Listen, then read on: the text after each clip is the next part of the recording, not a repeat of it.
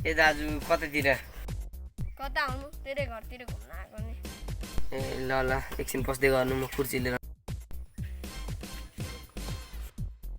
लाउनु लाउनु दाजु कुर्सी ल्याइहालिछस्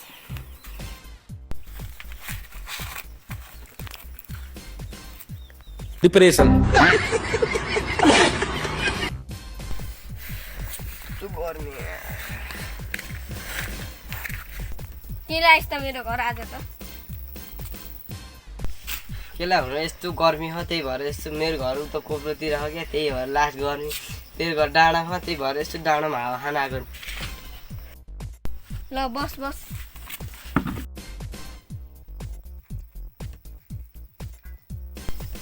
ओइ अघिदेखि मैले यही प्रश्न सोचिरहेको छु होइन अब काँचो खान्छन् कि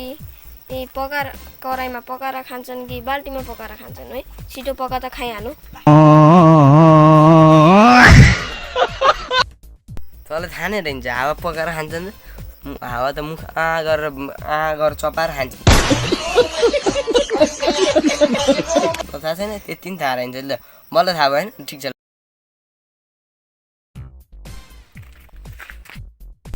ए कान्छा यसो तलतिर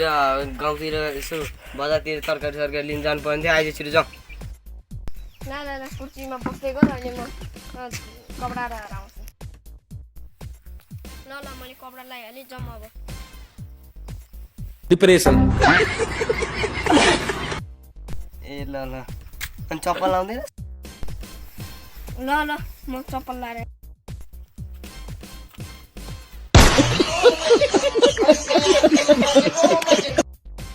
ल जाउँ ल ल ल जाउँ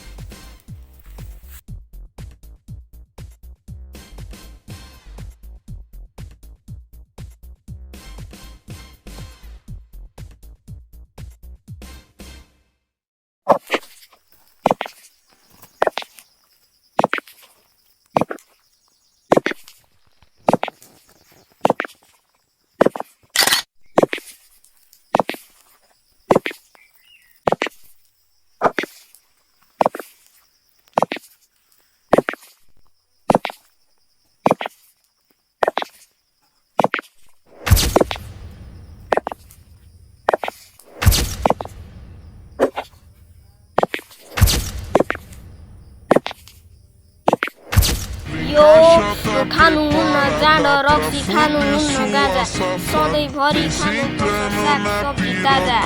सबैले खानुपर्छ ताजा ताजा खाना सबैको लागि चेतनामूलक हो यो मेरो गाना योगो गरे हुन्छ हाम्रो शरीर स्वस्थ खानामा हुनुपर्छ दाल भात मानिसहरूले जान्छन् सुकै नासु रोगले ताजा र सफा खानुपर्छ नेपाल हाम्रो सबै कुरा पाइन्छ